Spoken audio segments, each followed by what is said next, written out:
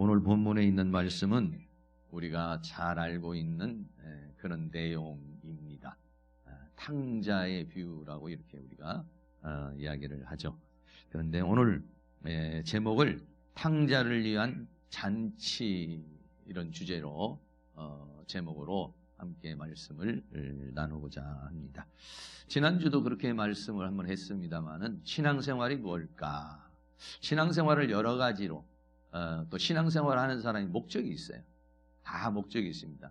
병이 걸린 분은 병을 낫기 위해서, 또는 어떤 사업이 망하신 분은 사업을 위해서, 또는 어떤 문제가 있는 분은 그 문제를 해결하기 위해서, 또 그런 것이 없는 분은 또 마음의 평강을 위해서, 나름대로 신앙생활하는 사람들의 목적이 있어요. 그리고 그 신앙생활을 여러 가지로 표현할 수가 있는데 성경은 그 중에서도 신앙생활을 뭐라고 그랬냐? 혼인잔치, 잔치라고 하는 그런 말로 말씀을 했어요. 그래서 잔치라고 하는 말이 혼인잔치가 있고, 그리고 오늘 탕자가 돌아온 잔치가 또 있어요. 그래서 탕자가 돌아올 때 잔치를 베푸시는 그런 하나님. 그래 어떤 면에서 보면 교회는 이렇게 잔치, 찬양도 하고 특송도 하고 또 기도도 하고 예배도 하고 같이 식사도 하고 즐거워하는 그런 잔치라고 이렇게 말할 수가 있겠죠. 물론 또 예배라고 하는 것이 좀 엄숙한 이런 분위기 속에서 우리가 예배를 드리지만은, 그러나 이 가운데서도 우리는 그런 하나님이 주시는 기쁨, 하나님이 주시는 즐거움, 잔치라는 게 뭐예요? 즐거워하고 기뻐하는 것, 이것이 잔치가 아니겠어요? 그래서 오늘은 탕자를 위한 잔치라는 이런 주제로 하나님 말씀을 함께 나누는 시간을 갖도록 하겠습니다. 탕자라고 하는 말이 우리가 잘 알고 있듯이 그림으로 보면은 아버지가, 탕자가 거지가 돼가지고 아버지 집에서 재산을 다 가지고 가서 다 탕진을 하고 이제 거지가 돼가지고 이제 오는 거예요. 그런데 이제 우리나라식 표현인 것 같아요. 동구박이라고 이렇게 말하죠. 그래서 집 밖에 이렇게 보면은 아들이 촥 오는데 멀리서 아버지가 그 아들을 보고 뛰어나가는, 반갑게 맞이하러 가고. 아들은 이제는 아버지 재산을 다 탕진하고 돌아온 몸이니까 정말 아버지를 볼 면목이 없고 정말 너무나도 초라한 이 모습을 보면은 신발도 신지도 못하는, 옷도 제대로 입지 못한, 정말 몰골이 말이 아닌 그런 상황에서 아버지를 찾아오죠. 아버지 집으로. 근데 그 아버지 집으로 찾아오는 탕자는 너무 아버지에게 면목이 없는 거예요. 그런데 아버지는 전혀 그런 것에 대해서 아랑곳하지 않고 그 아들을 따뜻하게 막 뛰어가서 맞이해주는 이제 그런 모습. 그리고 그 아들을 위해서 잔치를 베풀어주는 그런 모습. 이것이 바로 신앙생활이고, 또 더 나아가서는 교회고 신앙의 속성 중에 하나라고 이렇게 말할 수 있어요. 어떤 분은 신앙하면은 너무 십자가를 생각하고 너무 고난, 너무 고통, 괴로움, 너무 막 긴장, 뭐 이런 상태로만 이렇게 신앙생활 하시는 분이 있어요. 물론 우리는 이제 그런 부분들이 좀 있죠. 그러나 한편에 우리는요, 신앙생활이라는 건 하나님 안에서 잔치를 베풀고 혼인잔치를 베풀어서 그 안에서 함께하는 그런 즐거움, 그런 그 기쁨을 누리는 것. 그래서 신앙생활 하는 데는 우리에게 뭐가 있어야 되냐? 이런 기쁨과 만족과 이런 평강이 넘치는 그런 삶을 하나님께서 우리에게 원하고 있다라고 하는 것입니다. 첫 번째로 오늘 이 비유의 말씀에 아들의 요구가 있었어요. 아들의 요구가 있는데 그 아들의 요구가 너무 허무맹랑한 것이고 무지한 그런 요구인데도 아버지가 그 요구를 들어주시는 아버지에 대한 이야기입니다. 첫째, 누가복음 15장 11절에 또 가라사대 어떤 사람이 두 아들이 있다. 그래서 비유로 말하는데 아들이 있다. 여기서 어떤 사람은 하나님을 말하는 것이고, 두 아들은 하나는 유대인을 말하는 것이고 하나는 이방인을 가리켜서 말하는 것이에요. 그래서 두 아들이 있다. 하나님에게는 이스라엘이라고 하는 택한 그 유대인이 있고, 또 하나는 이스라엘을 제한 온 세계에 있는 사람들, 그런 사람들이 두 아들로 하나님께서 이렇게 표현되어져 있습니다. 그런데 이 두 아들이, 두 번째 아들이 어떻게 얘기를 하느냐? 누가복음 12장에 그 둘째가 아비에게 말하되 아버지여 재산 중에서 내게 돌아올 분깃을 내게 주소서 하는지라. 그랬어요. 여러분 생각해 보시기 바랍니다. 여러분의 부모님이 살아계시는데 가가지고 아버지 나에게 줄 유산이 있죠. 그 유산 아버지가 돌아가시기도 전에 와가지고 유산을 나한테 주시오. 라고 그렇게 말해보세요. 여러분 기분이 어떠겠어요? 그건 정말 못된 자녀나 그렇게 할 수 있는 것이고 또 그것을 들어줄 수 있는 부모가 그렇게 많지도 않은 것이죠. 여기서 말하는 분깃이라고 하는 것은 자신에게 주어질 그 유산을 달라. 정말 아주 불효막심한 아버지가 죽기를 기다리고 부모가 빨리 돌아가시기만을 기다리는 그런 속셈을 가지고 있고 부모는 생각하지 않고 부모가 가진 돈만 생각하는 아주 나쁜 그런 자녀인 것을 우리가 생각할 수가 있어요. 그런데 그렇게 달라고 여기서는 간단하게 얘기했지만 이 아들이 얼마나 계속 부모에게 그렇게 달라고 말했고 부모는 내가 이 돈을 가지고 나가면 너는 오히려 더 복된 삶을 살아가는 것이 아니라 더 힘든 삶을 살 것이고 어려운 삶을 살 것이라고 아마 부모는 설득을 했을 거예요. 부모는 설득을 하고 아들은 달라고 그러고 이런 이제 실강이가 오래 지나다가 아비가 그 살림을 각각 나누어 주었더라라고 그렇게 말씀하고 있어요. 왜 아버지는 이 둘째 아들에게 유산을 미리 나누어 주었는가 하는 그런 부분이죠. 그 부분에 대해서 말씀을 드렸는데 인간은요 참 어리석습니다. 먼저 살아온 어른이나 스승이나 또는 아니면은 부모가 자녀에게 어떤 이야기를 해주면은 그 이야기를 가슴으로 받지를 못해요. 왜? 자기가 경험해보지 못한 사실이고 자기가 느껴보지 못한 것이기 때문에 부모의 말에 귀를 기울이질 않아요. 스승의 말에 귀를 기울이지를 않아요. 그냥 자기가 지금 생각하고 있고 자기가 판단한 것이 옳다고 우기면서 자기 멋대로 살아가려는 인간의 본성이 있어요. 그래서 아버지를 떠나봐야 아버지를 알아요. 아버지를 떠나봐야 아버지의 소중함을 알아요. 부모가 얼마나 소중한지, 부모가 얼마나 귀한지 그것은 부모를 떠나보지 않으면 알지를 못하는 것이죠. 그래서 아버지가 이것을 허락한 것은 뭐냐면은 아버지를 떠난 삶의 결과가 어떤 것인지를 살아보고 그러니까 인간은 이게 살아봐야만이 자기가 겪어봐야만이 자기가 경험해봐야만이 자기가 과정을 거쳐야 봐야만이 어떤 사실에 대해서 뼈저리게 느끼는 거예요. 그러지 않으면은요 거기에 대해서 잘 깨닫지를 못하고 가슴 깊이 받아들이지 못하는 것이 인간이에요. 그래서 아버지는 재산을 나누어 주게 되는 것이죠. 하나님께서 가끔은 우리가 하나님 앞에 요구하는 것이 하나님 보시기에 타당하지 않는 경우에도 하나님께서 들어주시는 경우가 있고 더 나아가서는 내 마음대로 막 내 뜻대로 막 사는데도 하나님께서 그냥 놔두시는 주일도 제대로 안 지키고 11조 생활도 제대로 안 하고 기도 생활도 잘 안 하고 그러는데도 별일 없이 그냥 이렇게 되어지는 그런 경우가 있어요. 그냥 하나님이 그냥 놔두시는 간섭하지 않는 그런 경우가 있어요. 그럼 왜 그러느냐? 사람은 여러 과정을 통해서 경험을 통해서 스스로 깨우치게 되는 것이기 때문에 그렇습니다. 이것이 인간의 비극이고 어떻게 보면 인간의 연약함인 것이죠.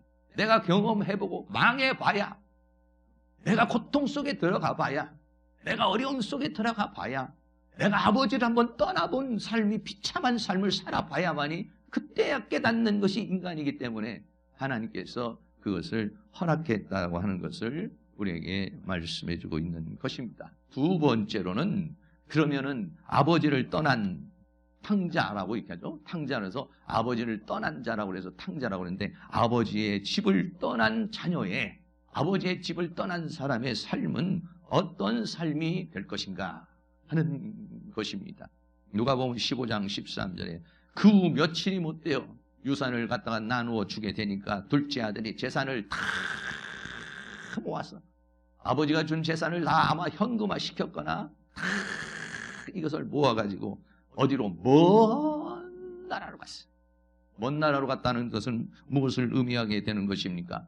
아버지 간섭받고 싶지 않고 내가 생각한 대로 내가 원하는 대로 살고 싶다는 거예요. 사람들은 그런 인간의 죄악된 속성을 가지고 있어요. 사람들 마음속에 그런 마음을 가지고 있어서 큰 나라에 갔어요. 아버지를 떠나면 내가 자유다. 내 마음대로 할 수가 있고 이제는 그렇게 했을 때 나는 성공적인 인생을 살 수 있을 것이라고 하는 그런 착각 속에 빠져 있는 것이 인간인 것입니다. 그게 아주 인간이 가지고 있는 죄악성입니다. 우리가 자녀들을 키워보면은 자녀들에게 뭐 잔소리를 하면은 뭐 이렇게 저렇게 얘기하면 왜 그러냐고, 내 인생 내가 살 테니까 간섭하지 말으라고. 엄마가 왜 간섭하냐, 아빠가 왜 간섭하냐고. 그래서 어떤 경우에는 그냥 집을 나가버리는 경우도 있잖아요. 그거 뭐냐, 아버지를 떠나면 간섭받지 않고 부모를 떠나면은 내 멋대로 살면 정말 자유롭고 정말 행복하고 성공적인 인생을 살 수 있을 것이라는 착각 속에 있는 것, 자기가 모르는 그러한 인간이 바로 타락한 인간이신 것이죠. 먼 나라에 갔습니다. 이제는 내 마음대로, 내가 원하는 대로, 내가 생각한 대로 한번 살아보려고 갔어요. 그런데 삶의 결과가 어땠습니까? 허랑방탕하여 그 재산을 허비하더니 라고 그렇게 말했어요. 아버지를 떠난 자의 인생의 삶을 한마디로 뭐라고 그랬냐? 허랑방탕이라 이렇게 말했어요. 여기서 허랑방탕이라는 말이 헬라어로 아소티아라고 하는 그런 말입니다. 이 아소티아라고 하는 말은 부정 알파와 더불어서 소티아라는 말은 구원이라는 말입니다. 다시 말하면 자기를 구원하지 않는다. 이 말을 뜻을 말하면은 무절제요, 무질서라고 하는 그런 삶입니다. 자기를 그냥 내버려 두는 거예요. 자기가 살고 싶은 대로 사는 거, 이것을 뭐라고 그러냐? 무절제, 무질서의 삶. 이것을 뭐냐? 허랑방탕, 아소티아라고 그렇게 말해요. 그 아소티아의 삶의 결과가 뭡니까? 허랑방탕한 인생의 삶의 결과가 뭡니까? 그것은 모든 걸 다 아버지가 준 재산을 다 허비해 버렸다라고 했어요. 이 허비해 버렸다는 디아스코르피조라는 좀 긴 단어인데, 이 디아스코르피조라고 하는 말은 뭐냐면 흩뿌리다, 막 씨가 있으면 막 뿌려버리는 것을 가리켜 말해요. 다시 말하면 자기가 막 쓰고 싶은데도 돈을 물 쓰듯 막 써버리는 것, 이것을 가리켜서 뭐라고 그러느냐? 낭비하다라고 그랬어요. 아버지를 떠난 인생의 삶이 뭐냐면 무절제, 무질서의 삶인 것이, 자기가 생각할 때는 이거를 자유라고 생각해요. 내가 지금 이렇게 살고 있는 걸 자유라고 생각하지만 성경은 그것은 뭐냐? 자유가 아니라 방탕이라고 그렇게 말합니다.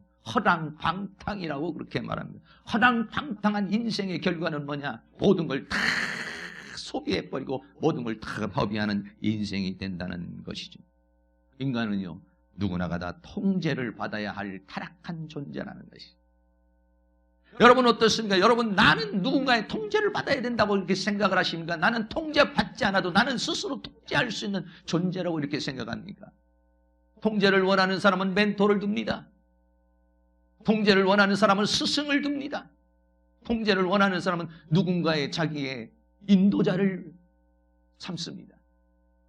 부모의 말에 귀를 기울입니다. 먼저 살아본 사람, 먼저 경험해본 사람의 말에 귀를 기울입니다. 이런 사람은 인생의 실패가 많지 않습니다. 그러나 통제를 싫어하는 사람, 선생의 귀를 기울이지 않는 사람, 특별히 남편은 아내의 말을 기울이지 않고 아내는 남편의 말에 기울이지 않는 것은 정말로 아주 교만한 것이에요. 남자는 아내의 말에 귀를 기울여야 돼요. 근데 왜 귀를 기울이지 않느냐? 아내가 말을 하는데 예쁘게, 다정하게, 그리고 정말 들을 만하게 말하지 않고 잔소리처럼 화를 내면서 해서 그렇지, 사실은 그 내용은 진리입니다. 왜? 나를 가장 잘 아는 사람이 아내예요. 나를 가장 잘 아는 사람이 남편이에요. 나를 가장 잘 아는 사람이 가족이에요. 과거에는 저도 우리 집사람의 말이나 가족의 말을 또는 부모의 말을 그렇게 귀담아 듣지 않았어요. 내가 판단하고 내가 생각하고 내가 결정하는 대로 사는 것이 옳다고 이렇게 생각을 했어요. 그러나 어느 날 갑자기 곰곰이 생각해 보니까 우리 집사람의 말이 진리가 많아. 할렐루야. 부모님의 말이 진리가 많이 있어요. 어떻게 보면 잔소리 같고, 어떻게 보면 나를 통제하는 것 같지만은, 내 자유를 압박하는 것 같고, 나를 무시하는 것 같지만은, 그러나 그 내용 안에 나보다 더 잘하는 사람이 옆에 있는 사람이에요. 그 말에 귀 기울일 수 있는 사람, 쓴소리에 귀를 기울일 사람이 사업에 성공을 하고, 쓴소리에 귀를 기울일 수 있는 사람이 실수를 하지 아니하고 오히려 좋은 정도의 길을 갈 수 있어요. 그러나 귀를 막아버리고 마음을 막아버린 사람은 자기 마음대로 아버지를 떠나면 다 잘할 것 같지만 그 인생의 결과는 허랑방탕이라고 그렇게 성경이 우리에게 말해주고 있어요. 그리고 그 결과는 뭐냐? 모든 재산을 다 허비했다라고 그렇게 말하고 있습니다. 누가복음 15장 30절에는 아버지의 살림을 창기와 함께 먹어버렸다 그랬어요. 그러니까 가서 술과 여자와 뭐 이런 것들로 인해서 다 모든 것을 탕진해버렸다고 그렇게 말하고 있는 것입니다. 누가복음 15장 14절에 그것을 다 없이 한 후에, 네? 이거를 다 없어지고 그 재산이 다 없어지기까지 깨닫지 못하는 게 인간이에요. 조금이라도 남아있으면은요, 그거를 의지하고 그것에 자존심을 걸고 그것에다가 자기의 교만을 거는 것이 인생이에요. 다 없이 해버렸어요. 이제는 빈털터리가 돼버렸어요. 그런데 어떻게 됐습니까? 그 나라에 크게 흉년이 들었다 이렇게 말했어요. 자기가 가지고 있는 모든 재산도 허비했는데 더군다나 환경이 여기 가면은 내가 최고의 행복을 누릴 수 있어. 여기가 내가 자리 잡은 가장 좋은 터전이야 라고 말한 그곳이 뭐가 됐느냐? 흉년이 들어버렸어요. 얼마만큼 크게 흉년이 들었어요. 그러니까 그 도시가, 그 마을이 완전히 초토화되어져 버리는, 자기도 재산을 다 허비해버렸지만은 그 환경적으로, 그 상황적으로도 흉년이 들어서 기근에 찌들게 되는 그런 상황이 되어버렸어요. 그래서 저가 비로소 궁핍한 상황에 이르게 되었다라고 그랬습니다. 이제는 정말로 이제 가진 것도 없는 그런 상황이 되어버리고 말았어요. 그래서 어디까지 갔느냐? 누가복음 15장 15절에 가서 그 나라 백성 중 하나에게 붙여 사니, 아버지 재산 가지고 갔을 때는 사람들이 붙고 뭐 그냥 자기 멋대로 살았지만은 거기서 붙여 살았다는 것은 한 사람 앞에 큰 신이 사정을 해가지고 거기에서 종살이하는 인생을 살았다는 거예요. 왜? 먹고 살아야 되니까. 아무것도 없는 상황이 되니까 먹고 살아니까 붙여 사는 인생이 되어버리고 말았어요. 그러니까 그 사람이 뭐를 시켰느냐 하면은 저를 들로 보내서 돼지를 치게 했다라고 그렇게 말하고 있습니다. 여러분, 돼지를 쳤다라고 하는 것은 얼마나, 이 유대인들은요, 돼지는요 부정한 짐승으로 취급을 했어요.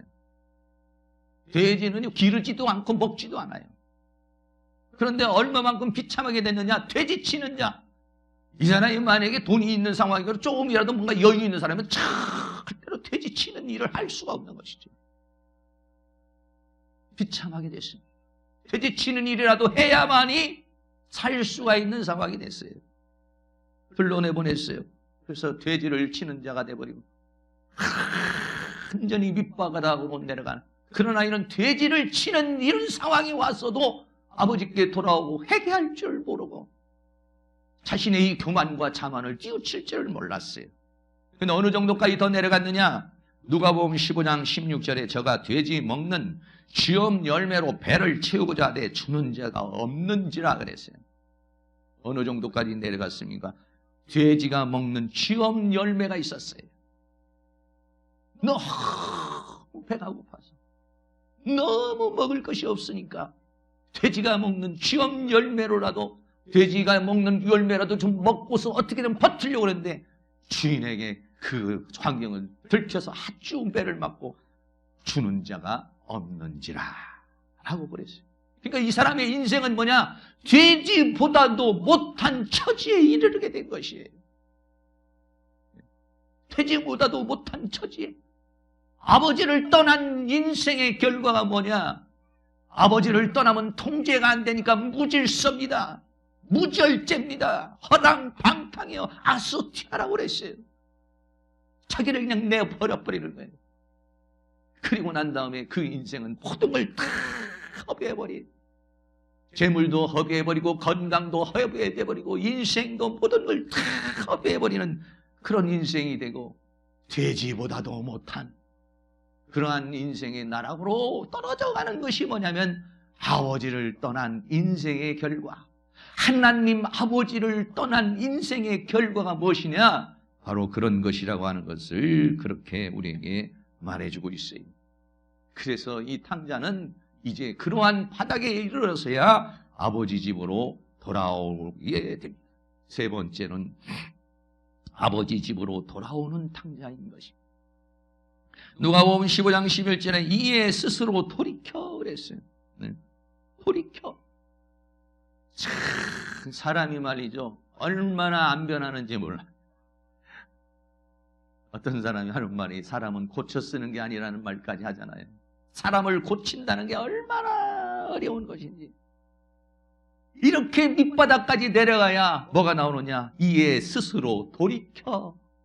이 돌이킨다는 에르코마이라는 말은 가던 길을 다시 다른 방향을 틀어서 간다라고 하는 그런 의미입니다. 이제야 내가 이게 잘못된 거구나. 아버지를 떠난 이 결과가 이런 것이구나. 내가 인생 잘못 살아왔구나. 내가 잘못된 삶을 살아왔구나. 그것을 언제야 깨닫느냐? 바로 이러한 상황이 돼서야 깨닫는다는 것이에요. 돼지치는 돼지보다도 못한 그런 상태에 가서야 인간은 그때 자신의 교만과 자신의 자만에서 깨어나서 돌이키게 되는 것이 인생이라고 하는 것을 우리에게 말해주고 있어요. 탕자는 언제 하나님 앞에 돌아오고 아버지가 생각이 났느냐면 취업 열매를 먹는 정말 굶어 죽게 되는 상황이 오니까 그제서야 아버지가 생각나는 거예요. 그제서야 내가 죄인이구나. 그제서야 내가 잘못 살았구나. 이거를 깨닫는 것인 것이 인간의 비극인 것이죠. 그렇습니다. 네 번째는 아들을 기다리시는 아버지입니다.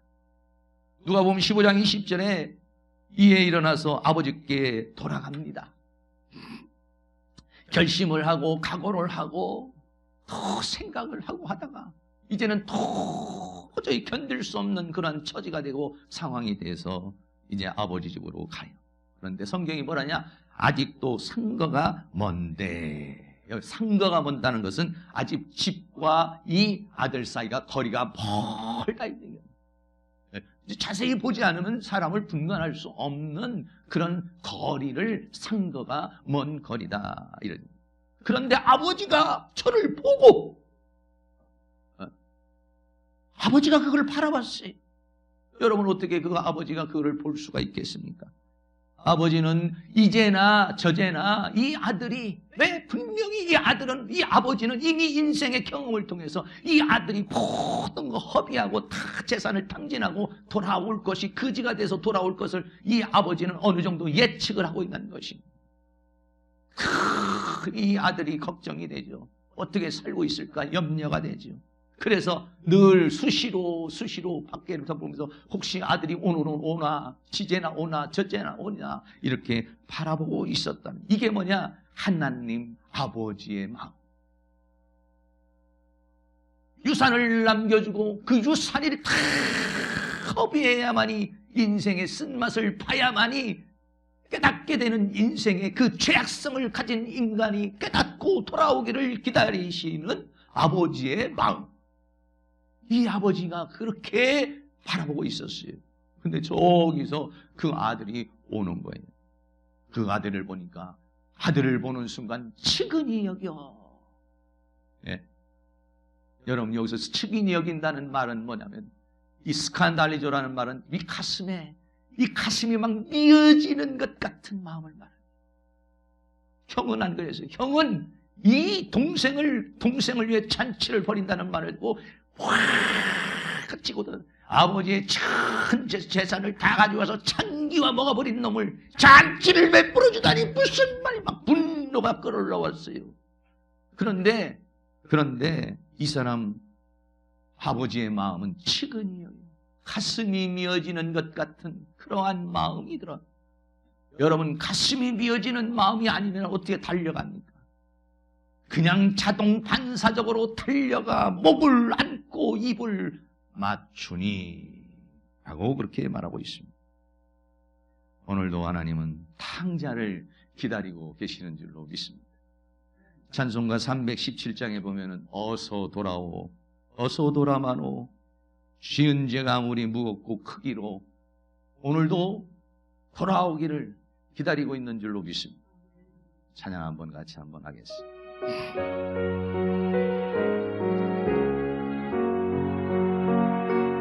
어서 돌아오,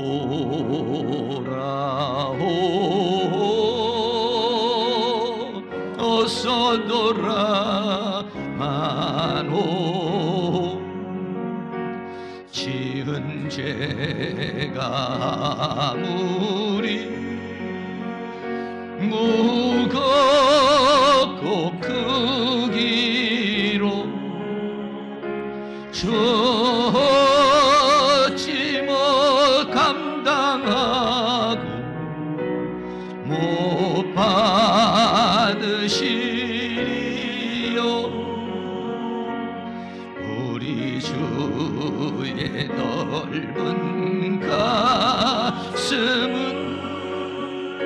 하늘보다 넓고 넓어. 어서 돌아오, 어서 돌아오,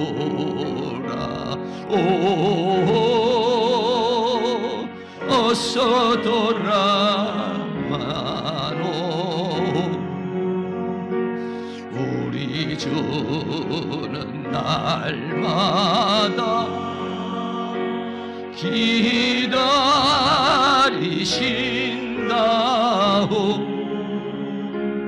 밤마다 문 열어놓고 마음 졸이시며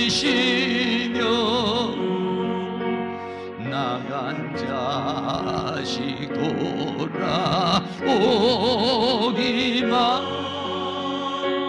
밤새 기다리신다오. 할렐루야. 사랑하는 모든 성도님들, 우리들이 아직 하나님 앞에 돌아오지 못한 부분이 있다면 주님 앞에 돌아올 수 있기를 바랍니다. 그리고 사랑하는 모든 가족들, 이웃들, 또 우리가 이런 초청잔치를 통해서 하나님 앞에 돌아와야 될 그런 사람들을 하나님 앞으로 초청할 수 있는 그런 은혜의 역사가 일어날 수 있기를 축복합니다. 다섯 번째는 잔치를 베풀어 주시는 아버지입니다. 잔치를 베풀어 주시는 아들.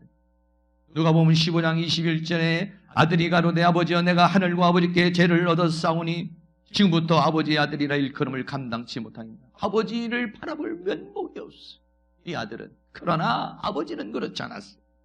누가복음 15장 22절에 아버지는 종들에게 이르되 제일 좋은 옷을 내어다 입히고 손가락에는 가락지를 끼워주고 발에는 신발을 신겨줘라. 할렐루야. 그리고는 살찐 송아지를 잡아서 그 아들을 위해서 잔치를 베풀어 주시는 것, 이것이 뭐냐면 아버지의 마음인 것입니다. 살찐 송아지를 만들어서 가다가 먹고 즐기자. 그 아들이 돌아온 기쁨, 그 아들이 돌아온 그 즐거움. 이 아들은 뭐라고 말합니까? 누가복음 15장 24절에 이 아들은 죽었다가 살아난 것이요. 내가 잃어버렸다가 다시 찾은 아들이니까. 그러니까 얼마나 기쁜지. 얼마나 기쁩니까? 그냥 잔치가 아닙니다. 누가복음 15장 23절에 살찐 송아지, 집에 있는 송아지 중에서 가장 좋은 송아지를 잡아서 끌어다가 잡으라. 우리가 먹고 즐기자. 이것이 뭐냐면 하나님 아버지의 마음인 줄로 믿습니다. 우리가 VIP 초청잔치를 통해서 새로운 가족들이 오고 믿지 않는 사람이 오는 날, 이 날이 잔치. 그래서 VIP 초청잔치. 오늘도 이렇게 교회에 오신, 새로 오신 분들이 계시겠습니다만은 이 분들을 하나님은 기뻐하고 즐거워하고 탕자와 같이 돌아오는 모든, 하나님 앞으로 돌아오는 모든 사람을 통해서 하나님은 거대한 천국잔치를 베풀어 주시고 목을 끌어안고 입을 맞추고 옷을 입혀주고 가락지를 끼워주고 신발을 신겨주고 그 아들을 잔치하는 아버지의 마음인 줄로 믿습니다. 오늘 본문에 누가복음 15장 17절에 보면 내가 너희에게 이르노니 이와 같이 죄인 하나가 회개하면 하늘에서는 회개할 것 없는 의인 99을 인하여 기뻐하는 것보다 더할 것이다 그랬습니다. 99마리의 양도 중요하지만 한 마리 잃어버린 양을 찾았을 때 그 기뻐함이 얼마나 기뻐하는 것이냐. 또 누가복음 15장 10절에는 내가 너희에게 이르노니 이와 같이 죄인 하나가 회개하면 하나님 앞에 돌아오면 이걸 깨달으면 아버지를 깨달으면 아버지 집을 깨달으면 천국을 깨달으면 진리를 깨달으면 그리고 하나님 앞에 돌아오면 하나님의 천사들 사자들 앞에 기쁨이 되느니라. 하나님이 기뻐하시는 그런 역사. 우리가 아는 전도요 초청이 뭐냐? 하나님이 가장 기뻐하는 날인 줄로 믿고 그리고 본인에게도 가장 소중하고도 귀중한 날인 줄로 믿습니다. 마지막으로 우리 전도자의 초청이 필요합니다. 고린도전서 1장 21절에 하나님의 지혜에 있어서는 이 세상이 자기 지혜로 하나님을 알지 못하는 거로 하나님께서는 전도에 미련한 것으로 믿는 자들을 구원하기를 믿는 자들을 초청하기를 하나님은 기뻐하셨다라고 말합니다. 오늘 우리는 하나님 앞에 돌아온 사람들 이런 잔치의 날이 있었습니다. 오늘 우리를 통해서 하나님이 원하시는 것이 뭐냐? 이렇게 지금도 하나님 아버지를 모르고 하나님 아버지 안으로 들어와서 하나님 아버지의 은혜와 사랑과 축복 속에 살지 못하는 사람을 초청해 오기를 하나님께 돌아오기를 하루속히 더 비참한 돼지 쥐염 열매를 맺는 그런 상황까지 가기 전에 하나님 앞에 돌아오라고 초청하는 것. 이것이 바로 우리가 해야 할 일인 줄로 믿습니다. 사랑하는 모든 성도님들이 하나님 앞에 와서 많은 사람을 하나님 앞으로 인도하여 이렇게 초청잔치의 찬치에 참여하여 하나님 앞에 영광을 돌리고 그가 새로운 인생의 삶을 살게 하는 초청자의 전도자의 그러한 인생을 살아가실 수 있기를 주의 이름으로 축원합니다. 할렐루야. 결론을 맺습니다. 첫째, 오늘은 아들의 요구를 들어주신 아버지. 왜 아버지는 그 아들의 요구를 들어주셨는가? 그리고나 그것과는 상관없이 아버지 집을 매정하게 떠나가는 탕자. 아버지 집을 매정하게 떠나간 탕자의 인생의 삶은 허랑방탕한 허비의 인생인 다시 아버지 집에 돌아오는 탕자. 그러나 그 탕자와는 무관하게 그 아들을 기다리시는 아버지, 그리고 잔치를 베풀어 주시는 아버지, 그리고 그 잔치를 위해 초청자들의 전도자의 초청의 사명을 감당해야 될 우리들이 있습니다.